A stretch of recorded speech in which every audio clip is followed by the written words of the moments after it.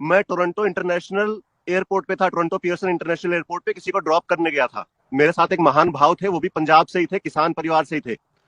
उस टाइम कोई किसान आंदोलन नहीं था, कोई अत्याचार नहीं था, कोई कानून नहीं था, कुछ नहीं था। एयरपोर्ट में जब वो जाते टाइम लाइन में खड़े थे, लाइन बहुत लंबी थी तो बातें करने लग गए। वो मेरे मित्र ही थे, अच्छे हैं, अभी भी हैं वो। तो उन्होंने नरेंद्र मोदी जी को गाली निकाली, अभद्र टिप्पणी कही। तो मैंने उनको बोला कि मैंने कभी, मोदी जी तो अभी 2 साल पहले आए हैं, आपको इनसे क्या समस्या है भाई, आपने इतनी अभद्र टिप्पणी क्यों की? तो उन्होंने कहा कि नहीं नहीं नहीं, कोई बात नहीं, कोई बात नहीं, कोई बात नहीं। फिर जब हम वो एयरपोर्ट वाले क्रिया से खत्म होकर के जब हम रास्ते में थे गाड़ी में, तब मैंने उनसे सीरियस नोट पे पूछा, मैंने कहा आप बताओ तो सही, मेरे को पता तो लगे। जो बात उन्होंने बताई वो सुननी चाहिए। उन्होंने कहा कि प्रमोद भाई, ये व्यक्ति जो था, जिस हिसाब से भारत के अंदर अराजकताओं की सरकार चल रही थी, गठबंधनों की सरकार चल रही थी, कभी किसी को तोड़ लिया, कभी किसी को मोड़ लिया, जिस हिसाब की पॉलिटिकल इनस्टेबिलिटी थी उस देश के अंदर, हमें यह था कि जो रेफरेंडम हम 2020 में करवा रहे थे, जिस रेफरेंडम के लिए हमने 2020 रेफरेंडम के लिए पैसे इकट्ठे कर लिए थे, वो रेफरेंडम के टाइम हम खालिस्तान की नींव खोद देते और उसके अंदर पत्थर डाल देते। लेकिन इस व्यक्ति ने आकर के उसकी धज्जियां उड़ा दी हैं। मैंने कहा वो कैसे? कह रहा इसने भारत को एक पॉलिटिकल लीडरशिप दे दी है, इससे हमें प्रॉब्लम है। मैंने कहा और उसने कहा कि इसने हिंदुओं को जातियों से ऊपर उठ करके और अपने देश के लिए और अपने राष्ट्र के लिए एक कर दिया है, इसलिए हमें इससे नफरत है। हमें इससे नफरत इसलिए है क्योंकि इसने इसने हमें एक परमानेंट डैमेज कर दिया है।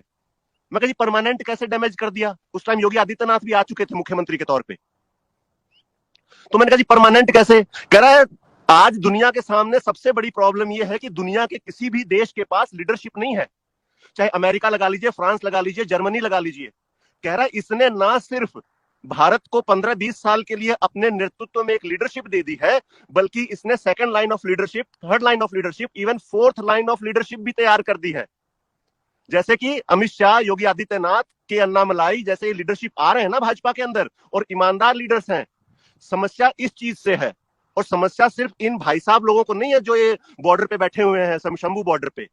इन पूरी दुनिया को यही समस्या है कि जहां की पूरी दुनिया लीडरशिप के लिए जूझ रही है, तरस रही है, कोई उनकी समस्याओं को एड्रेस करने वाला लीडर नहीं है। और भारत को इतना स्ट्रांग लीडर कैसे मिल गया?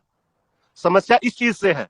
तो पर्सनली जो आम ये लोग नफरत कर रहे हैं, वो तो इस वजह से नफरत कर रहे हैं कि हमारे मंसूबों पे पानी फिर गया।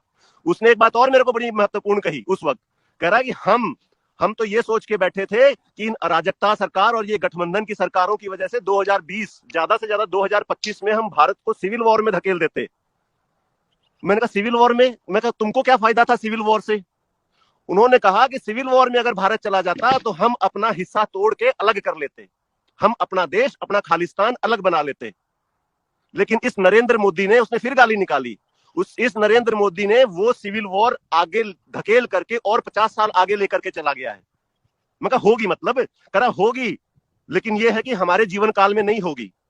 समस्या यहां है। स्वामीनाथन कमेटी की रिपोर्ट तो 2004 में आई थी, मनमोहन सिंह खुद सरदार था, क्यों नहीं लागू कर दी 10 साल के अंदर? कोई पूछने भी आया था कि साहब स्वामीनाथन रिपोर्ट आपके पास आई है और आप जरा लागू कर दीजिए इसको? कोई पूछने तक नहीं आया। जैसे ही एक राष्ट्रवादी और एक पॉलिटिकल स्टेबल लीडर आया जो कि भारत को एक विकसित देश की तरफ और भारत की संस्कृति को आगे बढ़ा रहा है, उनको समस्या होने लग गई और इसके ऊपर आ गया। एक और सबसे बड़ा कारण ये जो अभी लेटेस्ट 5-10 दिन पहले ही पता लगा है कि एकदम से उग्र क्यों हो गए हैं और एकदम मारने मराने पे आतुर क्यों हैं। ये जो मंदिर बन रहे हैं ना साहब, ये मंदिर धरती की जमीन पे नहीं बन रहे, धरती पे नहीं बन रहे, ये क्रिश्चियनिटी के, इस्लाम के और इनकी छाती पे बन रहे हैं।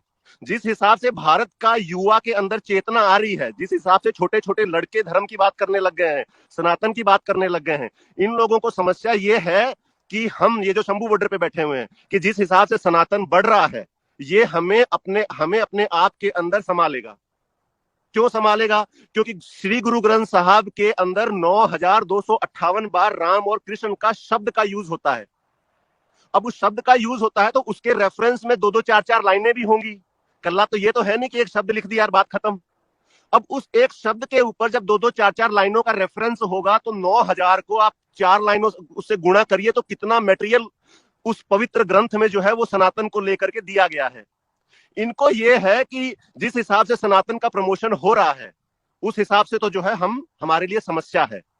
कारण ये है। एक और इनका मेन कारण ये है, हाँ जी बोलिए।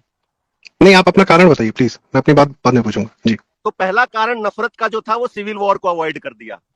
दूसरा कारण नफरत का जो है वो सनातन का रिवाइवल है। और वो सनातन का रिवाइवल सिर्फ भारत में नहीं है, वो सनातन का रिवाइवल पूरी दुनिया में है। और वो पूरी दुनिया में इस हद तक है कि आज रशियन गोरा भी हरे कृष्ण हरे राम कर रहा है। आज कनाडा के अंदर जो गोरा बैठा है, जो अमेरिका के अंदर गोरा बैठा है, जो इंग्लैंड के अंदर गोरा बैठा है, जो बीफ खा करके, जो गाय का मांस खा करके बीमार हुआ पड़ा था, उसको ये पता लग गया है कि योग करने से मेरी बहुत सारी समस्याओं का हल है।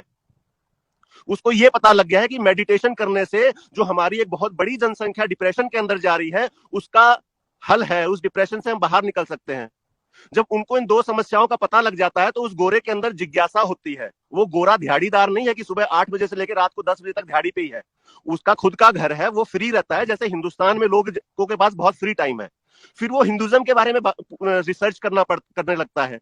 तब उसको समझ में आता है कि जो मैं अभी तक जीवन जी रहा था उसका तो कोई मूल्य ही नहीं था। जीवन जीने का द असली way of living life is Hinduism.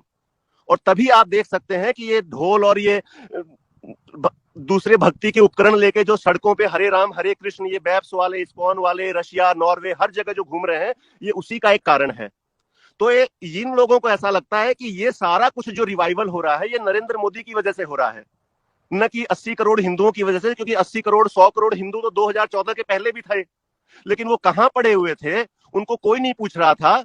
और हम जो है, हमने पीछे इंग्लैंड में और पूरे वेस्ट के अंदर पिछले 40 साल से हम गुरुद्वारे बना रहे थे, हम लंगर लोगों को खिला रहे थे, हम लोगों को ये समझाने में लगे हुए थे कि जो सिक्खी है, जो यंगेस्ट रिलीजन है इस दुनिया का, वो ही बहुत अच्छा है।